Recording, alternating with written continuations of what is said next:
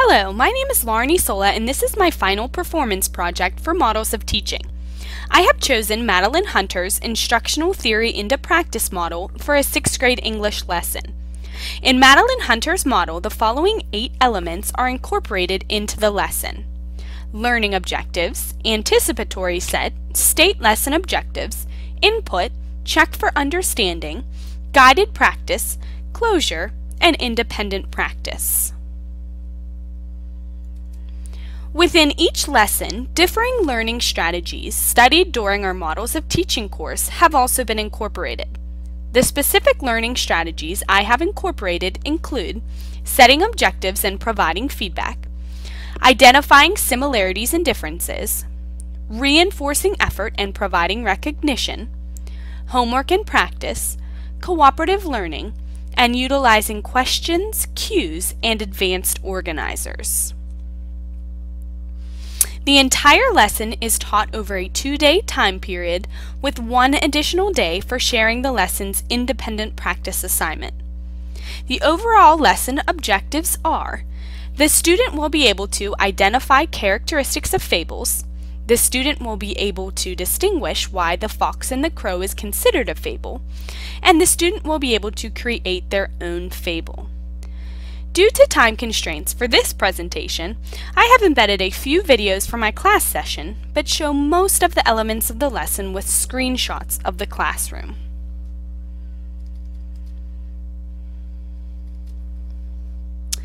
Day 1 of instruction opens with the anticipatory set. The students are given a link to the website on the board. The website directs students to a list of Aesop's fables. The students read 2 fables aloud. They pick one to read aloud to a partner, and then the 2 students complete a Venn diagram about the similarities and differences between the 2 fables. If the groups are able to discover characteristics that define a fable within the similarities section, they will be rewarded with a bonus point. This is the template that the students were given, and here are several student-generated examples. After completion, each group shares the similarities with the class to develop a better understanding of what all fables have in common. Following the anticipatory set, the students are told the lesson objectives for the day. We are going to be fishing with fables. We're not really fishing, but we're going to be learning about fables. What are the characteristics of fables? Okay, so there are some things that make fables different from other forms of folk literature. And we are going to actually read a fable titled The Fox and the Crow. For input, the students are asked to watch the video Fables, Exaggerated Animal Stories with Morals About People. During the video, they complete a teacher-created note sheet directing them to search for the 4 characteristics of fables mentioned in the video. They are also asked to write down one example of a fable shown in the video. The video was downloaded from discoveryeducation.com. Following the video, the students are placed into groups of 3 students. The students are asked to each read a chapter part in The Fox and the Crow. After reading, each member is assigned to write down either the characters and setting, the conflict, or what makes the story a fable. The entire group is responsible for completing the moral of the story. After completion, whole group discussion occurs to verify group work. Finally, the closure occurs and students review the defining characteristics of fables. Yep, that's a short story. Boys and girls, how about they're all entertaining, right? Smiley face if you enjoyed reading yours. They're entertaining. They're kind of silly stories. They're entertaining. They're fiction. We know those aren't true. We don't have animals talking to us. So they're fake. They're fiction, right? Most of them, how many of yours only had 2 to 3 characters? Were there only 2 to 3 characters? Lark says yes. 2 to 3 characters, and most of them more smiley faces if you only had 2 to 3 characters. What do you think? Okay. Very good. Boys and girls, these are the characteristics of fables. This is what makes them different than other stories, okay? They have these defining characteristics. So they're different than other stories because they have these set of characteristics here. This is what makes a fable. The only assignment for this evening is to reread the story and prepare answers for guided class discussion on the fable for tomorrow's lesson. At the start of day 2, students begin by watching a video on tricksters, a common theme found within fables.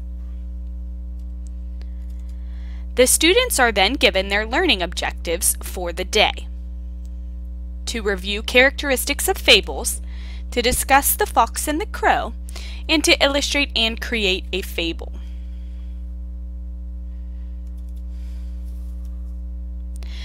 For guided practice, the students review the characteristics of a fable and fill in a piece of a graphic organizer kept throughout the year with their own definition of a fable.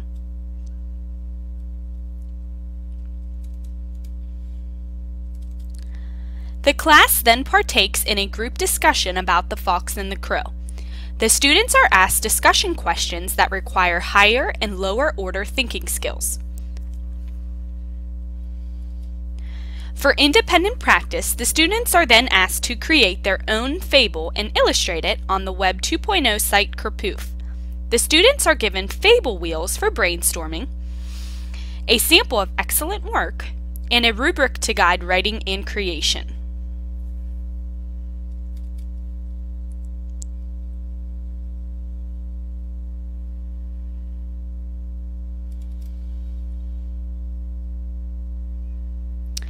Following completion, the students had the opportunity to share their work with the class and peers. The students found this both motivating and educational. I asked the students to locate the elements of the fable within each story and provide peers with one positive feedback response once the projects were posted in Schoology.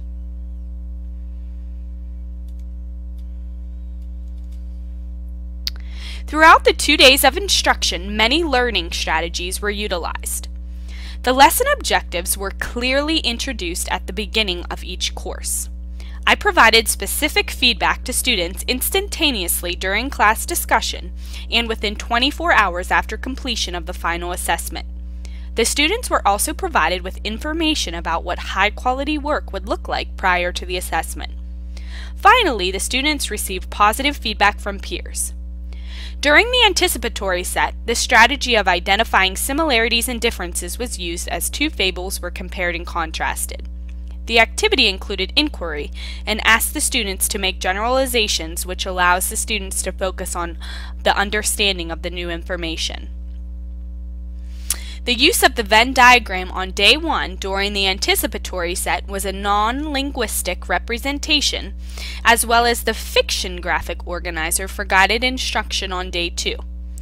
The graphic organizer for all forms of fiction helped the students to organize information from several units throughout the year. Throughout this lesson, cues and questions were also used to encourage higher level thinking. Questions from all levels of Bloom's taxonomy were used. The anticipatory set in the guided practice sections on day 1 utilized cooperative learning. The students were randomly placed in small groups, and each team member depended on one another for success.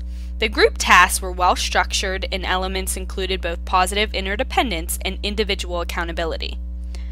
During the anticipatory set, I utilized reinforcing effort and providing recognition for groups who discovered characteristics of fables. Groups were able to achieve bonus points for communication together to achieve a goal. Verbal praise was offered throughout both instructional days, which was kept simple and direct. The final assessment utilized the strategy of homework and practice. The practice session was immediately following when the students learned their skills, and it helped to deepen their understanding of the content. After receiving and viewing the final assessment project, it was apparent that the students both enjoyed and succeeded in mastering the learning objectives.